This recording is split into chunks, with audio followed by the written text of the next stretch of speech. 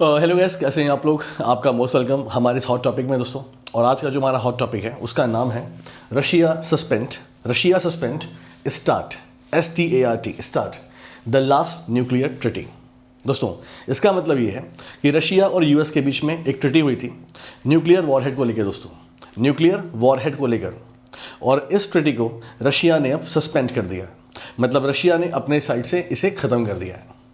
दोस्तों, रशिया और यूएस के बीच में ये ट्रिटी हुई थी कि दोनों देश बारी बारी से अपने न्यूक्लियर वॉरहेड्स जो हैं वो धीरे धीरे कम करेंगे। लेकिन दोस्तों, अभी रिसेंटली में व्लादिमीर पुतिन ने इस जो ट्रिटी है उससे अपने हाथ पीछे खींच लिए।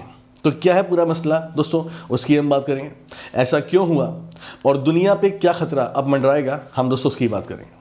दोस्तों, दुनिया में हमेशा से एक डर रहा है जो हमने अक्सर मूवीज़ में देखा है दोस्तों, कि इस दुनिया का जो अंत होगा वो अंत होगा न्यूक्लियर जो लड़ाइयाँ हैं दोस्तों के बीच में उनसे, जिसमें China, Russia, USA, India, Pakistan, ये सब कंट्री रिस्पॉन्सिबल होंगी। ये एक एजम्पशन है, हमने इसको देखा हुआ है हॉलीवुड मूवीज़ में।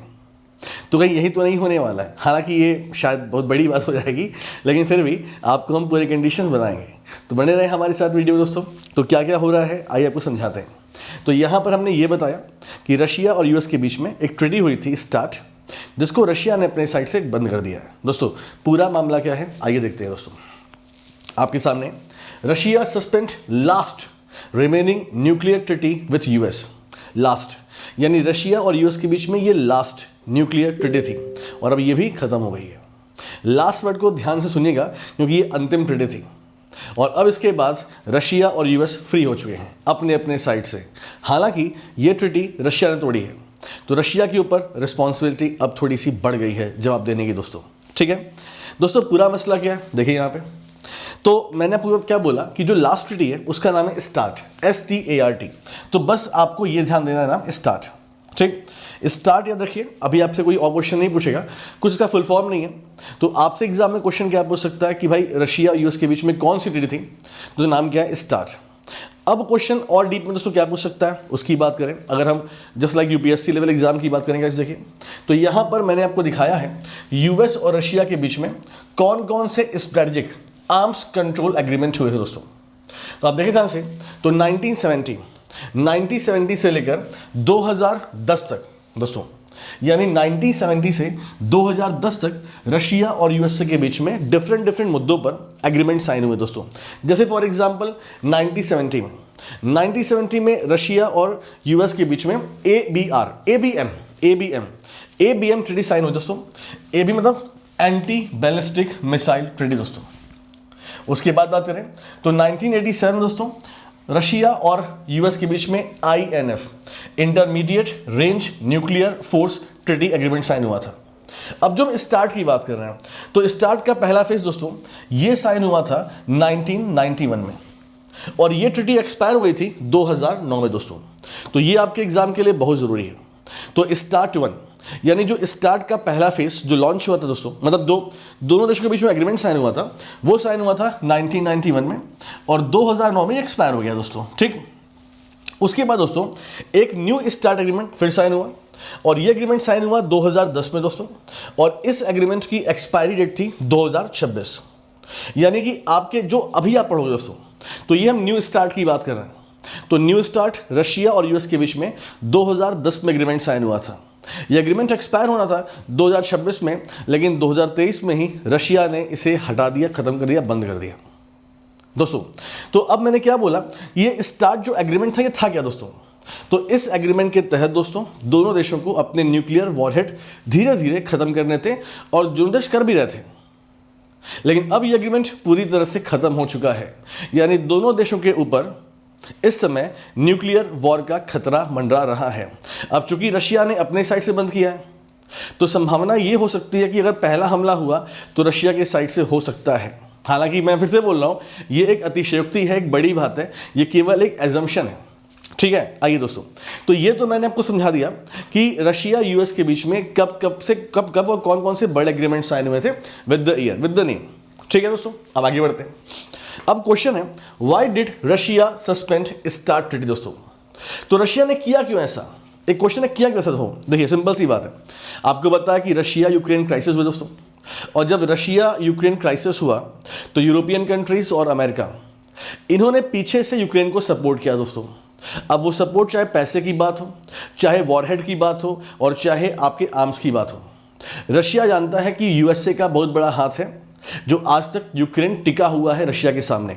और दोस्तों अब इस आग में घी डाला गया कब? जब जॉय बिडेन, यहाँ पे हम रशिया यूक्रेन की बात कर रहे हैं, तो रशिया यूक्रेन क्राइसिस में क्या क्या हुआ आप जानते ही हो।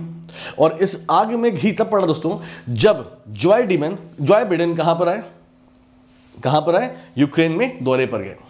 तो जॉय बिडेन दोस्तों यूक्रेन के दौरे पर गए, और जॉय बिडेन ने यूक्रेन के दौरे पर फिर से एक बार $500 मिलियन ऐड देने की बात बोली।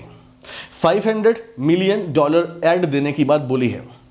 तो क्या आगे केवल 500 की बात है? नहीं दोस्तों, अगर हम ध्यान से देखें, अगर हम अभी तक की बात करें, मतलब 2023 तक की बात करें, तो यूएसए सबसे बड़ा ऐड देने वाला देश है यूक्रेन को। आप देखो यहाँ पे राइट ना दोस्तों, यूएसए ने लगभग $3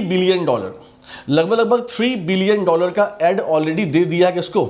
यूक्रेन को। और अभी भी इसके बाद भी $500 मिलियन की बात हुई है। नंबर 2 पे EU है दोस्तों, नंबर 3 पे UK है, जर्मनी है, कनाडा है, पोलैंड है, फ्रांस है, नॉर्वे है। इन सब देशों ने यूक्रेन की हेल्प की है, और इन देशों ने यूक्रेन की हेल्प करके रशिया से दुश्मनी मोल ली है दोस्तों। और सबसे बड़ा देश यूएसए। तो रशिया का कहना यह है कि पहले आपने $3 बिलियन की हेल्प की इनडायरेक्टली, और उसके बाद आप फिर से $500 मिलियन देने की बात बोल रहे हो। इसके पीछे ऑब्जेक्टिव क्या है? तो रशिया अच्छी तरह से जानता है कि यूएसए कौन सा गेम खेल रहा है, जो यूएसए ऑलरेडी अफगानिस्तान में खेल चुका है विद द रशिया। और कोल्ड वॉर में दोस्तों 1990s में क्या हुआ था आपको बताइए, किस तरह से कोल्ड वॉर में सोवियत यूनियन को पहले डुबोया गया, फिर तोड़ा गया। तो रशिया वो भूला नहीं दोस्तों। तो रशिया यहाँ पर इसको मौका मिल गया कि किस तरीके से हम एक डील को ख़त्म करके इन देशों पर अपना प्रेशर डाल सकते हैं। तो रशिया जो है वो इनडायरेक्टली प्रेशर डाल रहा है कि देखो भैया यूएस, हमने तुमसे एग्रीमेंट ख़त्म कर लिया, अब तुम समझो हर स्टेप के रिस्पॉन्सिबल तुम खुद होगे। ठीक है, ये रशिया का सीधा पैगाम है जॉय बिडेन को दोस्तों।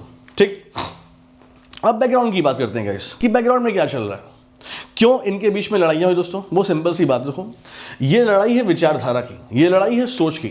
मतलब दोस्तों आपको पता है कि जब सेकेंड वर्ल्ड वॉर खत्म हुआ तो दुनिया में 2 ही महाशक्तियाँ थी, एक यूएसए था और एक यूएसएसआर था। और इन दोनों जो देश थे, इनके विचारधारा आपस में एक दूसरे के कट्टर विरोधी थे। जहाँ यूएस में विचारधारा है किसकी? कैपिटलिज्म की, मतलब हर चीज़ें प्राइवेट होनी चाहिए। वहीं पे रशिया में जो विचारधारा है वो है सोशलिज्म की, यानी पावर जो है वो गरीबों के पास होना चाहिए। और इसी विचारधारा की वजह से रशिया और यूएस के बीच में हमेशा लड़ाई होती है। और दुनिया में ही लड़ाई है दोस्तों।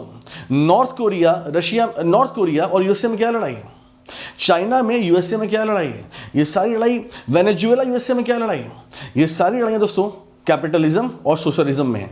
आपको पता है यूएसए में आप कम्युनिज्म वर्ड बोल नहीं सकते हो, आपको जेल हो जाएगी। तो यूएसए हमेशा जो है वो कम्युनिज्म मतलब कि सोशलिज्म से डरता बहुत है। ठीक है दोस्तों, अब आगे बढ़ते हैं।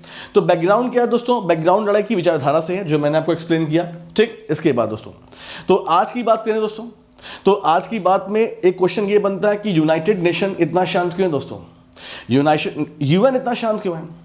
जहां यूएन हमेशा इंडिया पाकिस्तान के बीच में अपना टांग अड़ा देता है, जहां यूएन हमेशा फिलिस्तीन और इजराइल के बीच में अपना टांग अड़ाता है, तो यूएन शांत क्यों है दोस्तों? क्योंकि दोस्तों आपको पता है कि यूएन का जो सबसे इंपॉर्टेंट बॉडी है यूनाइटेड नेशन सिक्योरिटी काउंसिल, उसमें 5 ही देश हैं दोस्तों। ये 5 देश कौन से हैं? पहला है रशिया, जो कि लड़ाई लड़ रहा है दोस्तों।